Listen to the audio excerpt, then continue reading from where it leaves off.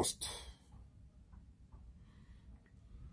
J'ai fait un post parce que j'ai vu un post qui a été fait sur la page de quelqu'un. Et ce post disait ceci. Toi, une femme t'a donné 2000 euros. Une femme t'a donné 2000 euros pour avoir des papiers. Et elle n'a pas pu avoir ces papiers-là. La préfecture l'a rejeté. La préfecture l'a rejeté. Moi, je ne suis pas dans Clash. Mais mon frère, avant que ça n'aille chez d'autres personnes, puisque c'est arrivé chez moi, avant que ça n'aille chez d'autres personnes, il faut rembourser les 2000 euros de la femme. Et puis j'ai vu le poste. Et je sais l'individu dont on parle. Et moi, je ne vais pas dire son nom. Mais vous avez vu sa photo là-bas, sur ma page, puisque j'ai publié sa photo.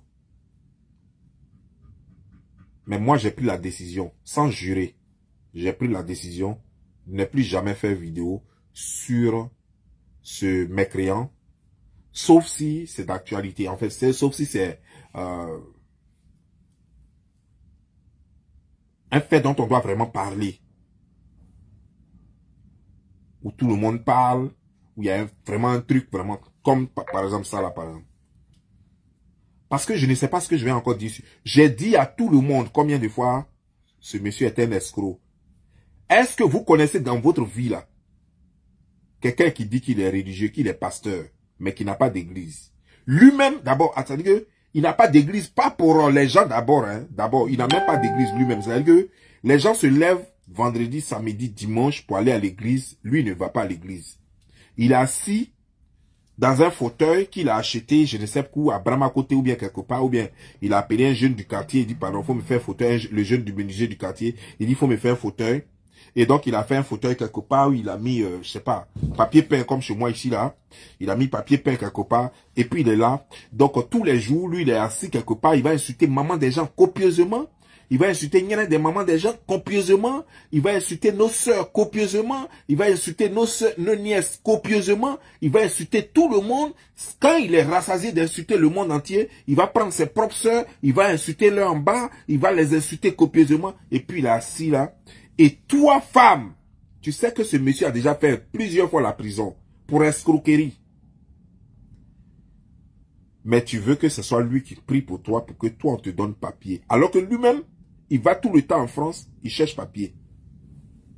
Il a amené ses enfants en France en ce moment-là. Tes 2000 euros que tu lui as donné là, c'est ça il va prendre pour compléter, pour voir qui va donner, à qui il va donner un peu d'argent pour qu'on puisse donner papier à ses enfants en France. C'est-à-dire qu'il faut être bête quoi pour faire ce genre de choses. C'est-à-dire que le monsieur il a faim. Il dit que toi tu as cru qu'il peut prier et puis toi tu vas avoir papier. Mais s'il peut prier pour que toi tu aies papier, papier c'est papier, l'argent, billet, l'argent, 2000 euros là, c'est papier aussi.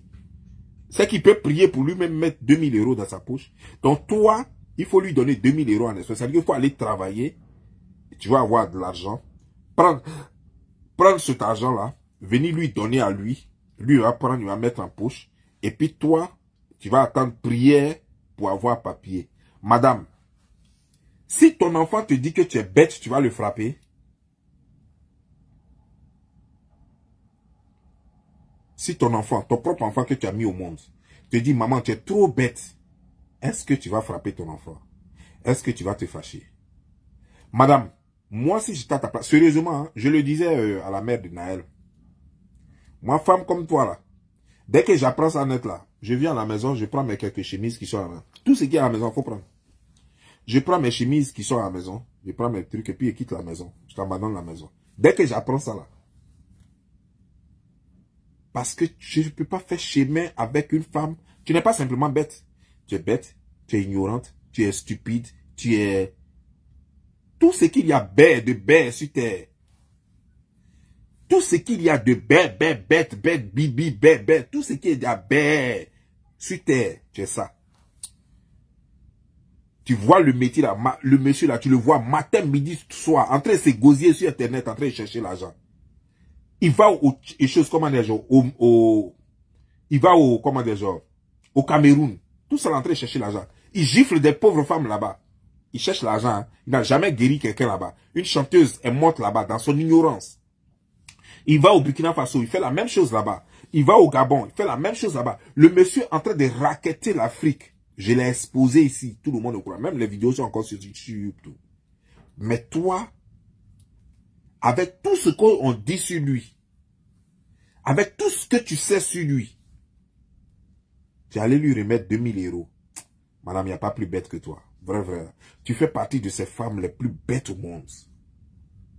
Madame, sérieusement. Et moi-même, la façon les gens s'en vont adopter enfants là. Si toi, tes enfants, c'est-à-dire qu'on me dit que tes enfants étaient quelque part dans une pouponnière, vraiment, à cause de toi, quoi. À cause de toi, j'allais demander test d'ADN à tous les enfants là pour être sûr que les enfants que moi j'allais choisir pour aller adopter là, qu'il n'y a pas ton sang même dedans. Parce que c'est sûr que tu es tellement bête, je ne crois pas que tes enfants soient intelligents. Je suis désolé, excuse-moi, ça n'a rien à voir avec tes enfants n'ont rien à voir, mais ce que tu es là, la façon dont tu es là, c'est comme ça, c'est ce que tu accouches. Est-ce que tu peux voir biche aller accoucher lion? C'est pas possible. Biche accouche biche. Biche peut pas aller accoucher lion. Donc, la façon dont tu es là, la façon dont tu es bête, stupide, connasse, cancre, la façon dont tout est gâté dans ta tête, la façon dont tu es bête là. C'est comme ça que tes enfants seront bêtes. Il n'y a rien dans la tête, il n'y a rien à voir.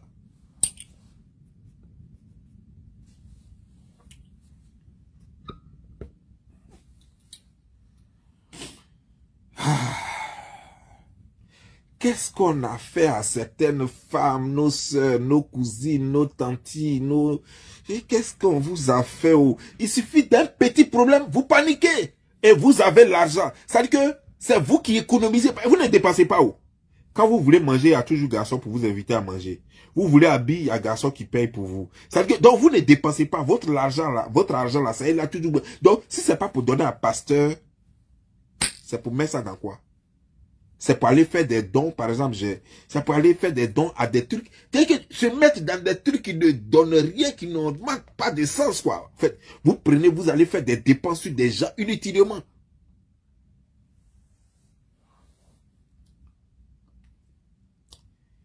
Arrêtez ça. Pour ceux qui n'ont pas encore compris, ce monsieur est un escroc. Ce monsieur est un escroc. Le plus grand escroc que la Côte d'Ivoire n'ait jamais connu. Et comme la Côte d'Ivoire est un pays corrompu jusqu'aux os, c'est pourquoi ce monsieur n'est pas encore en prison. Si la Côte d'Ivoire est un pays où il y a un semblant de droit, ce monsieur devrait être en prison. Sachez-le, que si ce monsieur est encore en liberté, c'est parce que la Côte d'Ivoire est un pays corrompu jusqu'aux os, jusqu'à la moelle épinière. Si Camille Makosso est encore en liberté, c'est parce que la Côte d'Ivoire est un pays corrompu jusqu'à la moelle épinière. Ce monsieur est un assassin. Ce monsieur est un escroc. À un moment donné, il ne pouvait plus rentrer au Cameroun. C'est affaire de Côte, c'est pourquoi il a créé le Gbangban Côte d'Ivoire Cameroun là. Et puis après, il s'est joué les Judas, où la Côte d'Ivoire a commencé à le vomir, que les Camerounais avaient besoin de soutien. Voilà comment il est rentré encore à Côte d'Ivoire. Voilà comment il est rentré encore au Cameroun. Sinon, il ne pouvait plus mettre pied au Cameroun. Ce monsieur, si serpent t'a jamais piqué, il fallait faire amitié avec ce monsieur. Parce que c'est un serpent. Si serpent t'a jamais piqué, va faire amitié avec ce monsieur. Ça va pas tarder qu'il va te piquer. Ça va même pas tarder et puis il va te piquer. J'ai tout dit de lui. Il n'y a rien qui soit caché. Tout le monde sait que ce monsieur c'est un escroc. Les églises sont organisées. Quand vous allez dans les églises, là, ils appellent ça ministère. Même les églises, là, moi je trouve que c'est des camps d'escroquerie. Mais encore là, au moins, c'est organisé. C'est une institution, c'est un business. C'est un business que tout le monde voit. C'est-à-dire que il y a président d'église. Le président d'église est là. Et puis, il y a les pasteurs. Donc, il y a le pasteur principal. Et puis, il y a les autres pasteurs qui sont là. Qui viennent pour animer un peu de temps en temps. Donc, quand tu as un problème, quand l'un des pasteurs t'escroque, ou bien quelqu'un t'escroque dans l'église, tu t'en vas parler au président de l'église, qui a son bureau là-bas, à l'église là-bas. Tu t'en vas lui parler. Il va t'écouter. Il va souvent même enregistrer. Et puis, il va te dire, OK, il faut partir. Je vais te prendre contact avec toi. Et puis, il va convoquer les membres de son bureau. Et puis, ils vont en discuter. Ils vont voir comment il faut aborder le sujet. Si tu as trop raison, ils vont ils vont appeler maintenant, les membres de son bureau et plus lui, ils vont appeler maintenant le pasteur Ripou. Le pasteur Ripou va arriver, ils vont lui dire, tu as escroqué telle femme. Voilà sa voix. Faut lui remettre son argent. Tu as tel nombre de temps pour lui remettre son argent. Si tu ne lui remets pas, on te chasse de l'église. L'église va se charger après de rembourser la personne. Mais toi, tu vas partir de l'église. On va te chasser de l'église. Pour ne pas que l'église ait honte, eux, ils te disent, toi, il faut rembourser la femme. Mais au cas où tu n'as pas pu rembourser la femme, eux, pour sauver l'honneur de l'église, eux, ils vont rembourser la femme. Et puis toi, ils vont te chasser de l'église. Voilà comment les gens gèrent les églises. Et c'est une institution, donc ça marche. Donc quand tu vois quelqu'un qui a une église, ou bien qui va à l'église, et puis il te dit, mon frère, prête-moi 10 000 francs la semaine prochaine, te donner. Si tu en as, tu peux lui dire, OK, parce que vous allez dans la même église, parce qu'il y a un président. Mais quelqu'un qui, lui, son bureau se trouve sur Internet. Son bureau se trouve sur Internet. Dimanche, pendant que les gens sont en train de prier, vous avez déjà vu Camille Makosso à l'église? Jamais. Camille Makosso va jamais à l'église. Pendant que les gens, aujourd'hui est samedi, les protestants, les évangélistes, samedi là, eux ils vont à l'église. Camille Makosso, vous allez sur sa page, il est en train de faire vidéo. Demain, c'est dimanche. Vous allez aller voir sur sa page, il sera en train de faire vidéo pour parler de rien des gens. Pendant ce temps-là, les évangélistes sont en train de prier. Comment on doit vous parler? Qu'est-ce qu'on va vous dire? Vous levez, le monsieur, c'est la partie là même qui me tue, quoi. Le monsieur se lève un beau matin. Il dit que quelqu'un qui va aller planter arbre en Israël sera riche. Et puis on vous dit ça. Et il y a des gens qui ont donné l'argent vraiment pour aller planter arbre en Israël.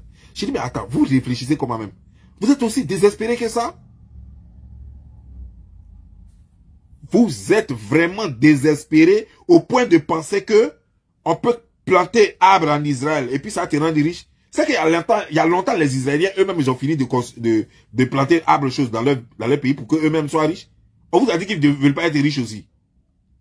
Les Israéliens, eux-mêmes, là, on vous a dit qu'ils n'aiment pas l'argent. Ah mais sérieux.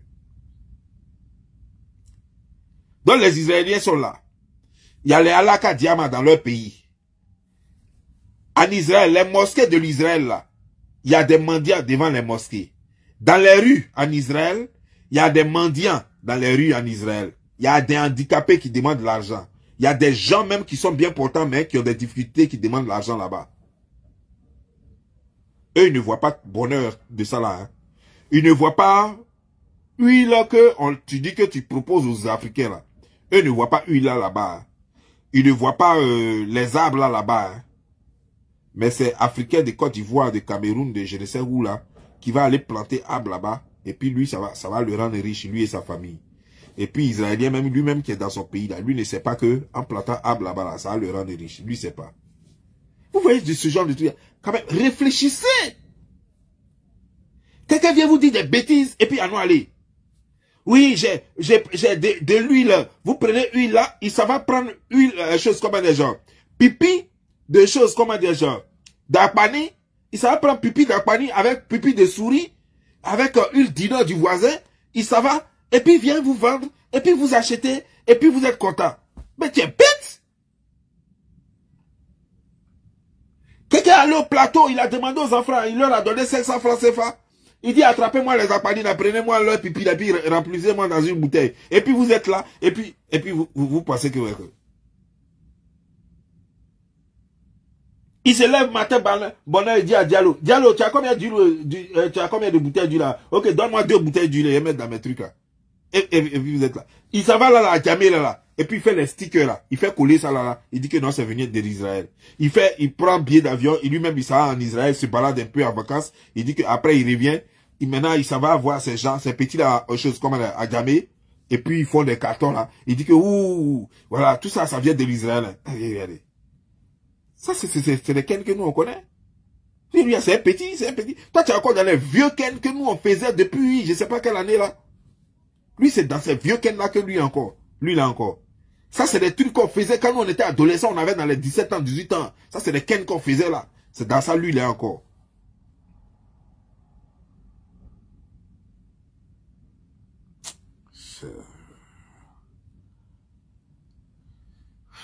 Je sais pas quoi vous dire, quoi. Je sais pas quoi vous dire. J'ai cru que mes paroles pouvaient vous sauver. Mais apparemment, mes paroles ne suffisent pas pour vous sauver. J'ai parlé, j'ai tellement parlé jusqu'à ce que je suis tombé malade. C'est la première fois que moi, je tombe malade et puis je ne ressentais plus de goût. Généralement, j'ai déjà eu palu en Côte d'Ivoire ou une fois, voilà. Donc, quand j'ai palu, la fatigue générale comme ça, voilà, tu ne ressens pas de goût. Ben, c'était la première fois ici. Ben, il faut dire que dans ces temps, j'ai tellement aligné les clashs. J'ai tellement aligné les clashs que ça a créé cette fatigue-là. C'est la fatigue, au fait. C'était la fatigue. Voilà, il n'y avait rien d'autre, c'était la fatigue. Et après, comme je ne sentais rien, donc moi-même, je refusais de manger. Et ça a créé quelque chose comme si c'était maladie. En réalité, c'était la fatigue générale. Mais je suis de retour. Je suis de retour. Mais de grâce, regardez bien ce que les gens font sur Internet. S'il vous plaît. Parce que je peux venir sur Internet parce que j'ai du talent, parce que je suis comédien. Je suis mis de fer. Je joue ma comédie, les gens aiment. Sur Internet. Je suis Gourou. Je joue ma comédie sur Internet, les gens aiment. Je suis une belle fille. Je suis un peu comme... comment dire, la Miss Côte d'Ivoire qui était mariée à M. Sangaré. Voilà, bon, elle est devenue grosse maintenant, mais bon, je veux dire. Bon, bref, je veux dire que je suis une belle fille, j'ai des charmes, j'ai une beauté, tout le monde sait que je suis belle, donc je mets ma beauté en exergue, voilà, j'ai des belles jambes, j'ai un beau visage, donc les gens aiment bien mon beau corps et tout, donc voilà, c'est un atout pour moi, donc je viens sur Internet pour mettre cela en exergue. Je peux devenir une influenceuse. Et quelqu'un vient, lui, son but, c'est quoi? Créer un réseau d'escroquerie sur Internet. Et ça marche. Et ça fait des années qu'il le fait. Et ça fait des années qu'il vous escroque. Et il vous dit que lui, il a des possibilités de prier pour transformer votre vie. Mais il n'a jamais prié pour transformer lui-même sa vie et la vie de sa famille. Il vous dit que je dis bien pendant qu'il vous disait qu'il pouvait guérir vos maladies et qu'il vous vendait de l'huile du Nord pour guérir vos maladies, sa femme est tombée enceinte et sa femme est tombée malade et elle en est morte. Comme pour le punir, Dieu l'a puni. Dieu l'a frappé bien là où il fallait. Mais vous n'avez pas compris. Ok? Bonne chance à vous. En tout cas, cette vidéo même, je l'ai faite pour dire merci à mes abonnés. Merci pour votre soutien. On est ensemble. Bob Lee est de retour. Mais donnez-moi encore un peu de temps parce que je dois remettre de l'ordre. Parce que les vidéos directes, les lives, je vais les diminuer un peu. Je n'ai pas dit que je ne vais plus faire. Je vais les diminuer un peu et je vais faire plus de vidéos préenregistrées avec plus de preuves, des trucs comme ça. Voilà. On a plus. Portez-vous bien. Ciao.